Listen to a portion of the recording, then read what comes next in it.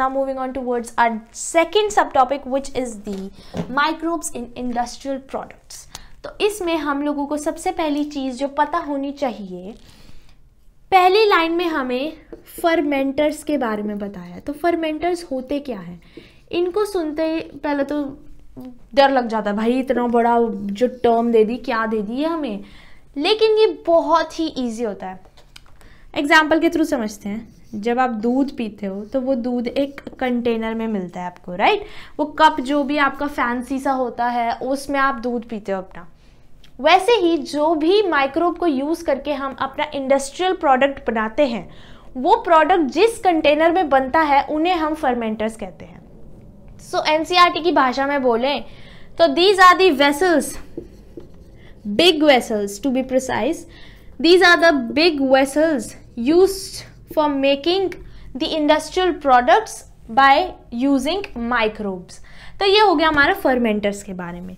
तो जो भी हमारी बेवरेजेस, अल्कोहल्स ये बनते हैं, ये सारे इन फर्मेंटर्स में ही बनाए जाते हैं। हम शुरू करते हैं बेवरेजेस और अल्कोहल्स के बारे में। तो हमारे पास एक मैंने आपको पीछे पढ़ाया सैक्कारोमाइसिस सेरेविसिए के बारे में करते हैं। तो यही सेम यीस्ट हम अपनी ब्रेड में भी यूज़ करते हैं एंड अपनी अल्कोहल में भी यूज़ करते हैं। But the basic difference is, जो बहुत से बच्चे मिस कर जाते हैं, कि जो अल्कोहल में यूज़ करी जाती है यीस्ट, उसे हम ब्रूअर्स यीस्ट कहते हैं, whereas जो हमारा ब्रेड में यूज़ होता है हम उसे बेकर्स यीस्ट कहते हैं। तो ये हो गया हमारा brewer's yeast which is use for making the alcohols. Alcohol में अब हमारे पास दो टाइप ऑफ अल्कोहल्स होती हैं। फर्स्ट वन इज डिस्टिलेशन, जो कि डिस्टिलेशन प्रोसेस के थ्रू बनाई गई हैं, and second one is without distillation. ये दो मेथड्स होते हैं जिसमें हमारी अल्कोहल्स डिस्ट्रीब्यूटेड हैं। विदाउट डिस्टिलेशन में हम बनाते हैं अपनी wine and beer, and distillation process से जो बनती हैं वो तीन टाइप की होती हैं, विस्की, रम, ब्रांडी। सो ये हमारी तीन अल्कोहल ड्रिंक्स होते हैं, वो डिस्टिलेशन से बनते हैं, एंड विदाउट डिस्टिलेशन में ये दोनों आते हैं। थोड़े कंफ्यूजिंग होते हैं, बट ये याद रखना कि डिस्टिलेशन मेथड जो है वो ज़्यादा अल्कोहल को बनाने के लिए यूज़ किया जाता है। That means three different types of alcohols. तो ये बात हो गई हमारी अल्कोहल की। एक लाइन और जो हमारी मेंशन करी गई है एनसीईआरटी में इस अल्कोहल को लेके, कि इस यीस्ट को यूज़ करते हैं एंड जो हमारे फ्रूट जूसेस होते हैं उन्हें फर्मेंट करते हैं इस इथेनॉल को फॉर्म करने के लिए। As we know, ethanol is the chemical name of the alcohol। तो ये बात हो गई हमारा फर्स्ट सब topic under this industrial products में, which is the beverages and alcohols। Second one is हमारे एंटीबायोटिक्स। तो जो हमारी मेडिकल फील्ड में होते हैं एंटीबायोटिक्स, वो भी माइक्रोब्स को यूज़ करके ही बनाए जाते हैं। तो एंटीबायोटिक्स क्या होते हैं, सिंपल भाषा में समझते हैं, फिर हम एनसीईआरटी की लैंग्वेज पे जाएंगे। एंटीबायोटिक्स वो हैं जो माइक्रोब्स, जो हार्मफुल माइक्रोब्स हैं उनको किल करने के लिए यूज़ करते हैं हम बाहर से। Antibiotics are produced by our body as well, जो हमारा इम्यून सिस्टम है वो प्रोड्यूस करवाता है। लेकिन कभी कभी ये हार्मफुल माइक्रोब्स जब ज़्यादा हार्म करते हैं हमारी बॉडी को, we use antibiotics from outside to kill them. तो हम बेसिकली क्या कर रहे हैं, हार्मफुल माइक्रोब्स को किल कर रहे हैं यूजफुल माइक्रोब्स से। तो हमारी जो एनसीईआरटी लैंग्वेज है वो ये कहती है कि एंटीबायोटिक्स क्या है, these are the chemical substances which are formed from microbes to kill or retard the growth of disease causing, and ये डिजीज भी कौन कॉज करता है, हमारे माइक्रोब्स। तो ये हमारी एनसीईआरटी की डेफिनेशन है। अब मैंने इतनी इजी लैंग्वेज में इस छोटे से अपने फ्लो चार्ट से समझा दिया। तो ये हो गया हमारा एंटीबायोटिक्स का। एंटीबायोटिक्स में हमें एक और चीज़ जो समझनी है कि जो फर्स्ट एंटीबायोटिक डिस्कवर की थी वो किसने की थी? वो अलेक्जेंडर फ्लेमिंग ने की थी। और क्या नाम दिया उसे? Penicillin. Penicillin penicillin is the first antibiotic discovered by the Alexander Fleming.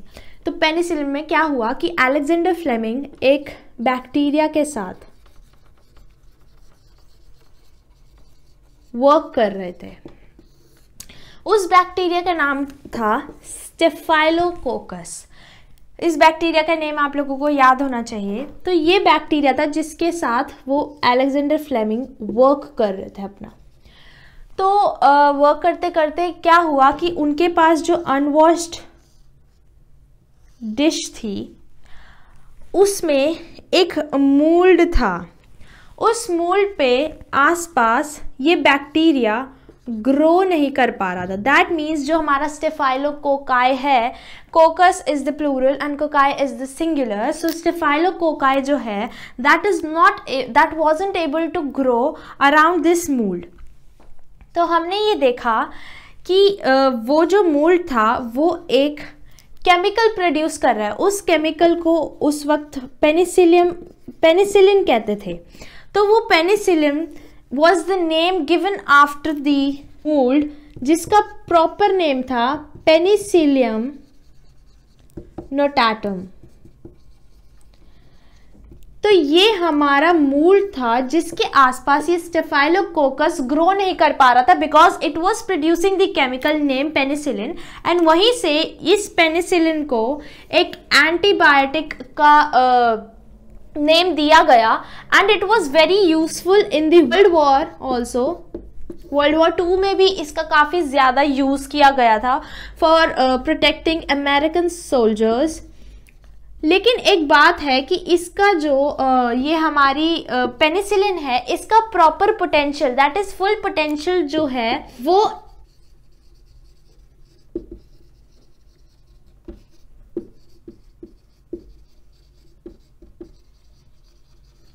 इन दोनों साइंटिस्ट ने बताया था। तो इसकी फुल पोटेंशियल इन दोनों ने प्रूव करी थी। और 1945 में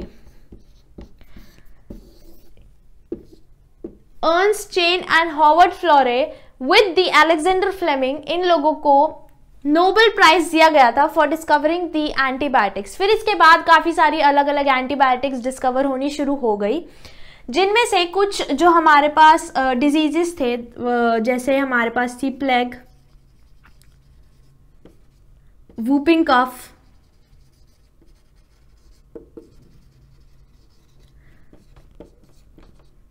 डिफ्थेरिया।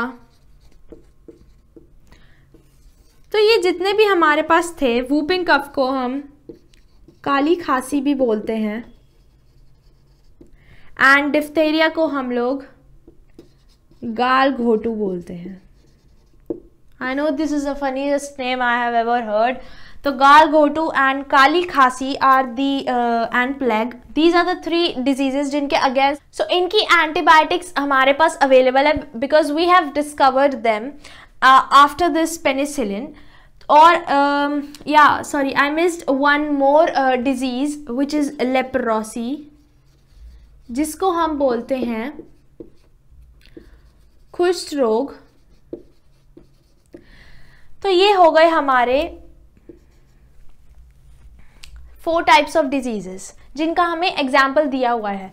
अब जो हमारा इसी के अंडर नेक्स्ट सब टॉपिक आता है वो है हमारा chemicals, enzymes and other substances. Let's see what is under this topic. तो हमने अभी तक अपना बेवरेजेस, अल्कोहल्स कवर कर लिया, हमने अपनी एंटीबायोटिक्स कवर कर ली। तो अब बढ़ते हैं हम इसकी तरफ। तो हमारे पास हमें दिया हुआ है कि इसको हम एक टेबल फॉर्म में समझेंगे। मैंने 4 एरोज लगाए हैं। हम बताएंगे कि कौन सा माइक्रोब है वो, एंड उसका टाइप क्या है। तो हमारे पास फर्स्ट है एस्परगिलस नाइगर,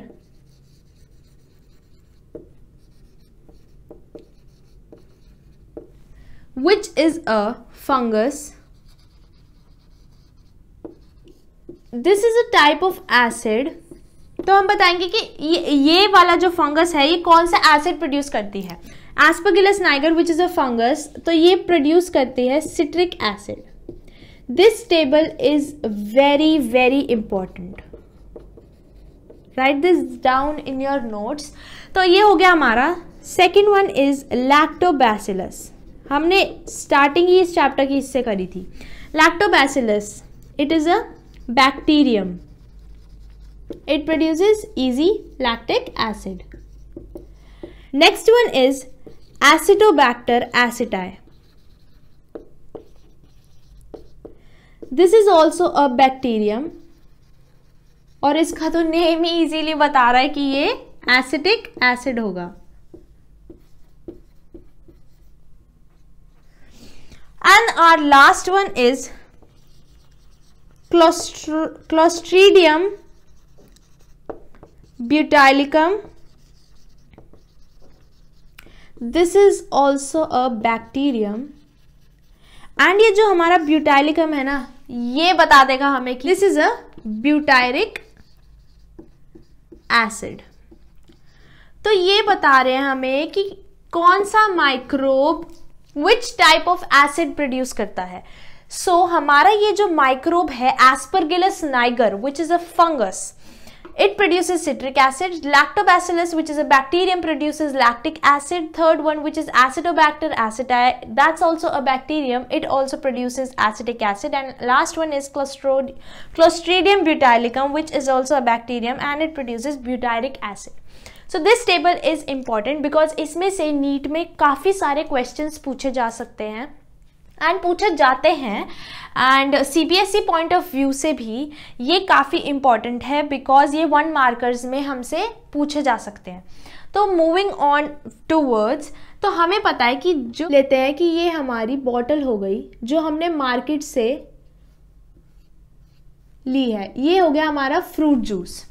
तो ये फ्रूट जूस की बॉटल हम ऑब्जर्व करते हैं कि ये जो फ्रूट होता है ये काफ़ी क्लियर होता है और जो हम घर में बनाते हैं अपना नेचुरल बिल्कुल थोड़ा ओपेक होता है, हम उसमें से कुछ ध्यान से देख नहीं पाते आर पार। तो ऐसा क्यों है कि बाहर वाला इतना क्लियर एंड घर वाला थोड़ा सा ओपेक? ये इसलिए है बिकॉज बाहर वाले फ्रूट जूस में पेक्टिनेसेस और प्रोटीएसेस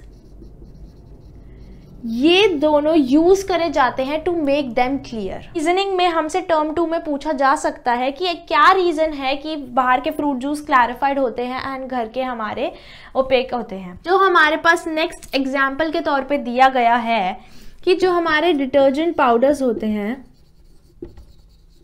उनमें ऐसा क्या होता है कि वो सारे ऑयली स्टेन्स को रिमूव कर देते हैं।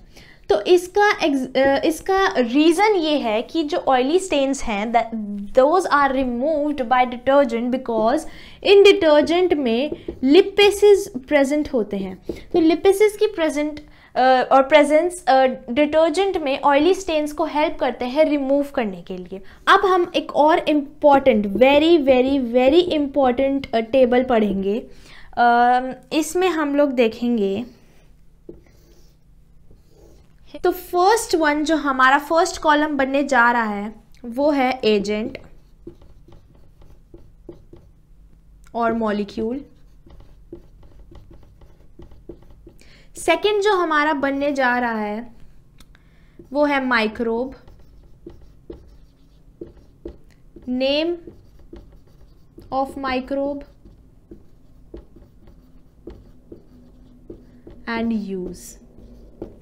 तो ये टेबल आप लोग अच्छे से अपने नोट्स में बना लेना, या तो NCERT में भी बना सकते हैं। तो first one is, first molecule जो हमें दिया है वो है हमारा स्ट्रेप्टोकाइनेस।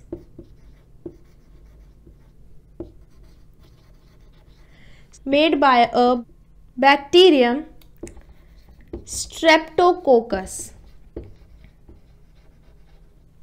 तो नाम के साथ ही हम लोग रिलेट कर सकते हैं। Streptokinase is made by the bacterium Streptococcus. इसका यूज क्या है कि ये एक क्लॉट बस्टर की तरह यूज किया जाता है।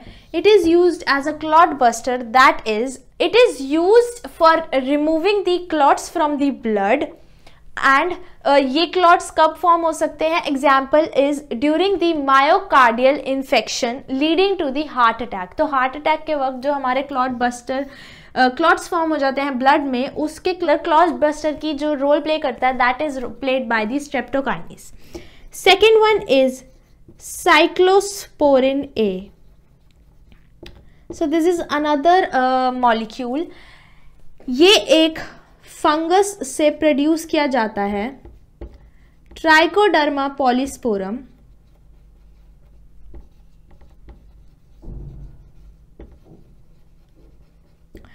अब इसका यूज क्या है? इसका यूज है कि ये एक इम्यूनोसप्रेसिव एजेंट की तरह यूज किया जाता है।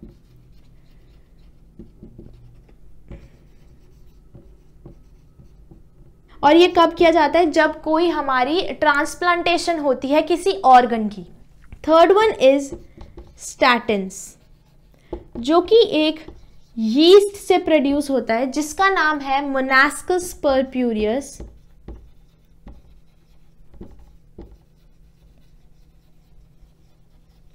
और इसका यूज क्या है हमारा? इसका यूज है, it is used as a blood cholesterol lowering agent. तो ब्लड के कोलेस्ट्रॉल को लो करने के लिए ये यूज किया जाता है। दैट इज जो हमारा एंजाइम है कोलेस्ट्रॉल को प्रोड्यूस करने में हेल्प करता है बॉडी में, उस एंजाइम को इनहिबिट कर देता है ये हमारा agent statins, which is produced by the yeast which is Monascus purpureus. और फिर वो हमारा उसको इनहिबिट कर देता है उस एंजाइम को। और फिर क्या होता है? इनहिबिट होने के बाद वो हमारा कोलेस्ट्रॉल प्रोडक्शन कम कर देता है एंड देन हमारा ब्लड का कोलेस्ट्रॉल लो हो जाता है। So these two are the important tables, very very very important tables. So this completes our 2 subtopics under this chapter, which is the household products and the industrial product. So meet you guys in my next video. तब तक के लिए पूरा अच्छी तरीके से revise करो, ये टेबल्स लिख के याद करो। रट्टा मत मारना, रट्टा मारोगे तो भूल जाओगे, बट ये टेबल फॉर्म में लिखोगे एंड रोज़ अगर इसे रिवाइज करोगे देन ये बहुत ईजी लगने लगेगा आप लोगों को। सो आई होप आप लोगों को ये 2 टॉपिक समझ आए होंगे। तो मैं आप लोगों से अपनी नेक्स्ट वीडियो में मिलती हूँ, तब तक के लिए गुड लक।